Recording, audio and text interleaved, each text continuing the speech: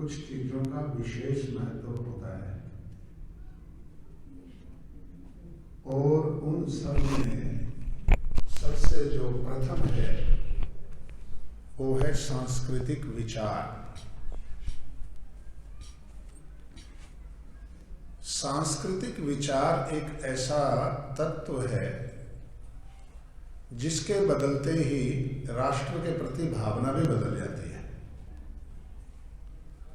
150, 200, 300 साल पहले के आपको एक बात बताता हूं।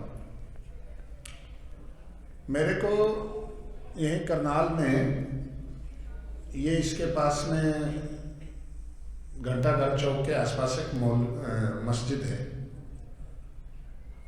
उसका मौलवी एक दिन मेरे को पाठ पढ़ाने लगा कि देखो भारत तो विभिन्न विचारधाराओं का वो है, क्या देते हैं वो, जब नहीं कुछ और बोलते हैं उसको, बुक्का, गुलदस्ता गुलदस्ता है ये। तो इस गुलदस्ते को बिगाड़ने पे आप लोग क्यों तुले हुए हो? मैंने कहा ये तो बिल्कुल ठीक बात है। गुलदस्ता बिगाड़ने वाला अधर्मी है या धर्मी है? बोला गुलदस्ता बिगाड़ने वाला तो अधर्मी होता है, उससे बड़ा अधर्मी तो कोई धरती पे हो ही नहीं सकता। मैंने कहा तो ये अधर्मी सबसे पहला मोहम्मद था। ठीक। बोला कैसे? मैंने कहा देख, मोहम्मद के समय अरब में ईसाई थे? बोला थे। अरब में यहूदी थे? बोला थे। मैंने कहा एक आध कुछ बौद्ध भी थे? बोला थे। व्यापार करने की दृष्टि से गए हुए कुछ हिंदू भी थे? बोला थे। मैंने कहा आज कौन है कि केवल मुसलमान है? तो मैंने कहा गुलदस्ता कहां गया? कहां गया गुलदस्ता? बोला मैं उसका ठेकेदार थोड़ी हूं। तो मैंने कहा दाढ़ी कटवा, टोपी उतार। जब तू ठेकेदार नहीं है, मैं भारतीय संस्कृति का ठेकेदार हूं, मैं वैदिक संस्कृति का ठेकेदार हूं, मैं ऋषि दयानंद जी महाराज के मंतव्यों का ठेकेदार हूं। मेरे रहते कोई उस पर आक्षेप कर दे, शर्म और फिटे हूं मेरे जिंदा रहने पे। वो एक गुलदस्ता कहां गया? हमारे यहां एक बहुत बड़ी मीठे जहर से भी खतरनाक एक बीमारी है, शांति। अरे ले गया शांति को तो मोहम्मद और ईसाई। ऋषि दयानंद जी महाराज कुरान के विषय में क्या लिखते हैं आचार्य जी ने बताया होगा, जब तक ये पुस्तक इस धरती पे है शांति नहीं हो सकती। मतलब हमारे यहां नहीं, धरती पे कहीं शांति नहीं हो सकती। कहां शांति? कहीं नहीं है। पर संकट हमारे सामने क्या है? हम हिंदू का शिकार करने वाले हैं दो। हिंदू का दो शिकार करने वाले हैं, एक तो है भेड़िया और एक है अजगर। इसे भेड़िया तो दिखता है, इसे अजगर नहीं दिखता। भेड़िया तो है इस्लाम और अजगर है ईसाइयत। ईसाइयत का डसना, ईसाइयत का खाना वो दिखता नहीं है, पर उसकी जो लपेट लगी है वो तो बहुत, उसको तो आप कल्पना ही नहीं कर सकते। नागपुर हाई कोर्ट के retired chief justice Shankar Bhavani S Negi 1956 में मध्य प्रदेश की सरकार ने उसके अध्यक्षता में एक कमीशन बिठाया और उसने चर्च और ईसाइयत के मकड़ जाल के ऊपर एक रिपोर्ट पेश करी। जब वो रिपोर्ट प्रकाशित होकर के बाजार में आई, कोई कल्पना कर सकता है? ईसाइयत ने उसकी एक एक पुस्तक चर्च ने बाजार से खरीदी और जितने पुस्तकालयों में वो रिपोर्ट गई थी उस पुस्तकालयों से वो रिपोर्ट वो रिलीज करवाई बुक और दोबारा जमा ना करवाई। वो पुस्तक ही नहीं है। उसमें उन्होंने बताया कि किस तरह से, अब कल्पना करो जब देश आजाद हुआ ना तो अरुणाचल में एक भी ईसाई नहीं था। त्रिपुरा में एक भी ईसाई नहीं था। नागालैंड मिजोरम में केवल 1.23 मतलब 1.23% थे, आज 99% है। और जब ये झारखंड अलग साम्राज्य हुआ ना, आप दरअसल हिंदू, वाह क्या मतलब क्या लोग हैं, क्या गजब है। इससे बड़ा दुनिया में कोई आश्चर्य हो ही नहीं सकता। क्या एक जाति ऐसी है जो विनाशक की उपासक है, अपने विनाशक की उपासक है। कल्पना करो आप, अभी पिछले 20 वर्षों में तमिलनाडु में चर्च कितने बने हैं? 17,500। मस्जिद कितनी बनी है? 20 वर्षों का इतिहास बता रहा हूं। मस्जिद कितनी बनी है? 9,700। और मंदिर कितने बने हैं? 370। एक भी नहीं, एक भी नहीं। ये क्या है? ईसाइयत ने अजगर की तरह, आप कल्पना नहीं कर सकते भारत में कितने मुख्यमंत्री ईसाई हैं, आपको पता ही नहीं है। अजीत जोगी ईसाई था, 7,000 चर्च बने थे गवर्नमेंट के खर्चे से। ये आंध्रा वाला लड़का, इसका बाप था जो रेड्डी, ईसाई था। क्या सारे आंध्रा में चर्चों की क्या बाढ़ आ गई थी। ये चन्नी, ये जो चन्नी बनाया है मुख्यमंत्री पंजाब वाला, ये कन्वर्टेड क्रिश्चियन है, ईसाई है। बनते ही मोगा में 5,000 मजहबी सिखों को ईसाई बनाया इसने, बनते ही प्रसाद दिया। आपको पता ही नहीं, आपको ये पता है बस इधर की खिड़की खोल दो, इधर से ताजी हवा आने दो, उधर से सूर्य की किरण आने दो। ये नॉर्थ पोल, ये साउथ पोल, दोनों मेरे ही तो हैं। मैं चक्रवर्ती सम्राट, फालतू से क्या लेना देना। मैं तो भुक्तभोगी हूं। जब नेपाल में भूकंप आया था, शायद करनाल से भी किसी से मैंने पैसे लिए थे जाने के बाद उस टाइम में। और ये शांति जी, हमारे चौधरी साहब, आप सब लोग गए तो थे। सारे देशों ने अनाज भेजा, कपड़े भेजे, सारे देशों ने कोई ना कोई दवाई भेजी, टेंट भेजे, सहायता भेजी। ईसाइयों के देश से पूरा जहाज बाइबल का भर के आया था, पूरा एक जहाज बाइबल का उतरा था। और मेरे सामने की बात है, जिसके हम घर बना रहे थे, स्वामी मुक्तानंद जी गुजरात से भी थे। तो जब घर बना रहे थे, उसमें एक दलित ईसाई हुआ था।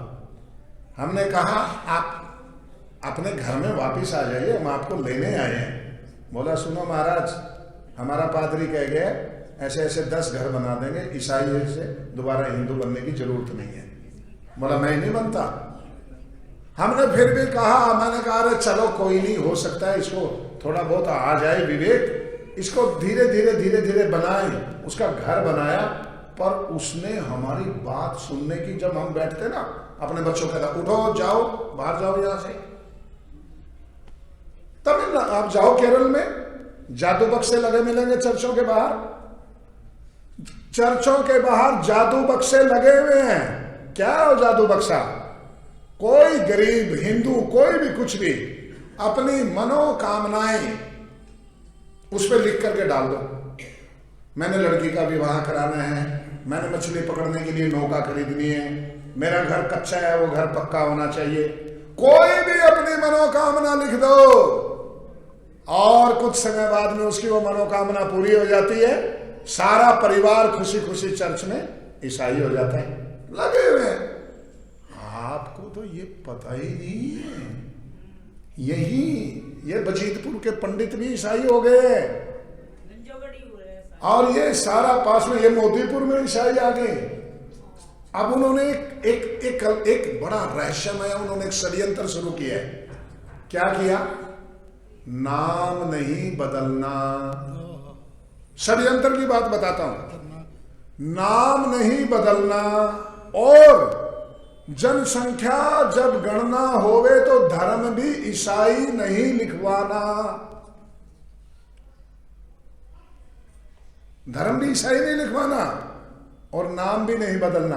क्यों ऐसा कह रहे हैं? क्योंकि लक्ष्य 2045 है।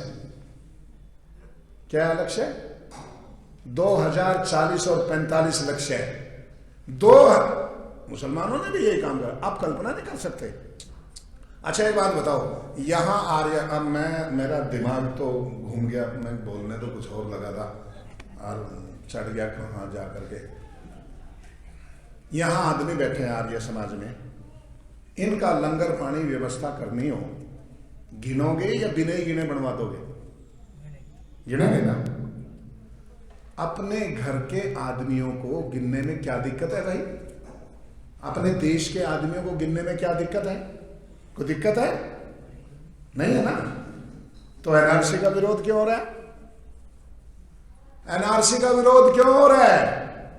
आपको पता है क्यों हो रहा है? सुनो क्यों हो रहा है। ऑन रिकॉर्ड मुस्लिम आबादी है भारत की 20 करोड़ के लगभग है, और 10 करोड़ तो अनरिकॉर्डेड मुल्ले यूं बिठा रखे हैं जिहादी बना करके, और कभी आक्रमण होगा तो ये 10 करोड़ रुपए तो 10 करोड़ लोग तो केवल आपके लिए हैं। यदि एनआरसी लागू होती है तो वो 10 करोड़ लोग बाहर जाते हैं देश से, वो 10 करोड़ लोग बाहर जाते हैं देश से, कि जिनका ना आता है ना उनका कुछ नहीं है। ध्यान रखना आप, उन 10 करोड़ मुसलमानों का ना कोई आधार कार्ड है, ना वोट कार्ड है, ना उनका बर्थ सर्टिफिकेट है, उनका रजिस्ट्रेशन है, कुछ नहीं है। 5 के पीछे 1, सीधा गणित है, 5 तेरे 1 अल्लाह का। 10 करोड़ लोग, और ये मेरे को कहां से पता चला? एक दिन एक हमारा तो क्या है कि वो सब प्रकार के लोगों से संपर्क रहता है। उठ जाए भाई, बैठे बैठे भी कर, नहीं नहीं ठीक है, कमर दुखने लगी हो वैसे बैठे बैठे उठ जाए, उठ जाए, आ जाए। आने समय का पालन करेंगे। अच्छा मेरे पीछे कोई और भी बोलने वाला? अच्छा फिर छठे 6 खत्म कर देंगे। अच्छा इधर अध्यक्ष जी बैठे हैं, तो नहीं समय का पालन करेंगे। ऐसा कैसे बैठे रहोगे? अच्छा सुनो, अब मेरी बात सुनो। हाँ बात सुनो, मैं एक बात बता रहा हूँ, देखो सुनो, यूं बैठे रहने का कोई फायदा नहीं है। आप मेरी बात मानो। बात क्या मानो, सुन लो। आप सब बातों का निचोड़ एक है, बीमारियों का तो सबको पता है, इलाज सुन लो क्या है। ये जो एक बार केंद्रीय सभा का जलसा होता है ना, ये अगले साल होएगा। वही आदमी आएंगे, इनमें से 5, 7, 10 घटेंगे, नया कोई नहीं जुड़ेगा। समझ गए? प्रचार करो, गांव में जाओ। मैं यहां सुल्तानपुर गया था, एक बुढ़ा कस्सी ठा कर लाया मेरे ऊपर, चौधरी साहब प्रचार करने गए तो वो जब वो गाड़ी मिली थी ना, जो सेक्टर 6 आर्य समाज में भी आई थी बाद में, हमसे बाद में, हम गए, बूढ़ा अंदर से निकल के आया, कस्सी ले गए, बोला बगजा काट देंगे।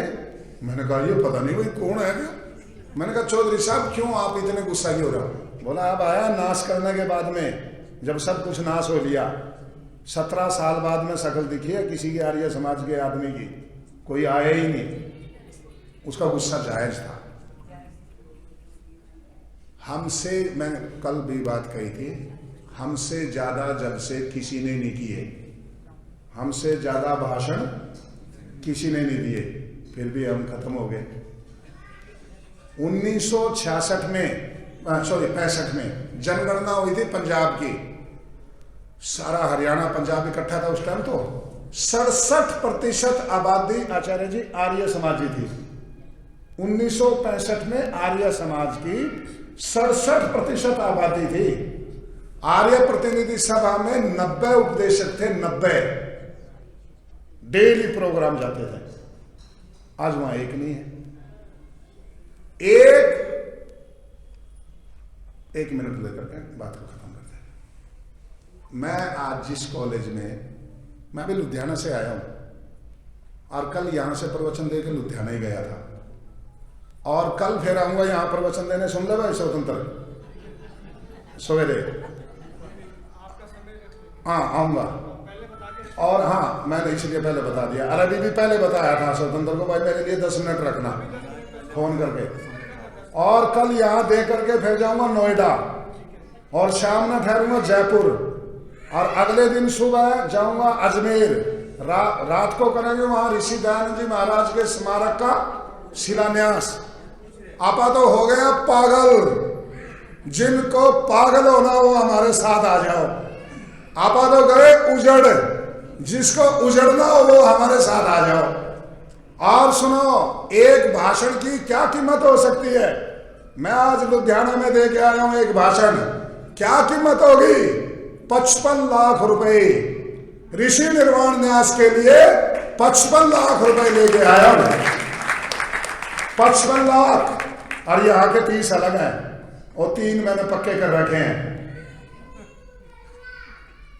हम तो पागल है इस समय, और ये पागलपन तब खत्म होगा जब आर्य समाज दोबारा जिंदा हो जाएगा, होश में आ जाएगा। जिंदा तो है अभी, होश में आ जाएगा। बेहोश हो गया, नशा हो गया। हम 6 सेक्टर के प्रधान हैं। अरे क्या 6 सेक्टर है? ये तो 100-150-200 फीट का है, पूरा 6 सेक्टर तो वो है। इस 6 सेक्टर में कितने घर हैं? कौन हवन करता है? किसके यहाँ यज्ञ होता है? किसके यहाँ वेद है? किसके यहाँ प्रचार है? करनाल में मैं जब 25 साल पहले आया था, रोड धर्मशाला के सामने क्या टेंट लग करके हजारों आदमी आते थे। आज 150-200 आदमी है। हमारे देखते देखते कानवाल उठ गया। हम बहरानी पता नहीं क्या ऐट है, कौन से गुमान में है। एक दिन सब समाप्त हो जाएगा यदि नहीं जागे तो। हजारों करोड़ रुपया विधर्मियों के लिए आता है। हमें भी अपने धर्म के लिए पैसा इकट्ठा करना चाहिए। ओम शांति।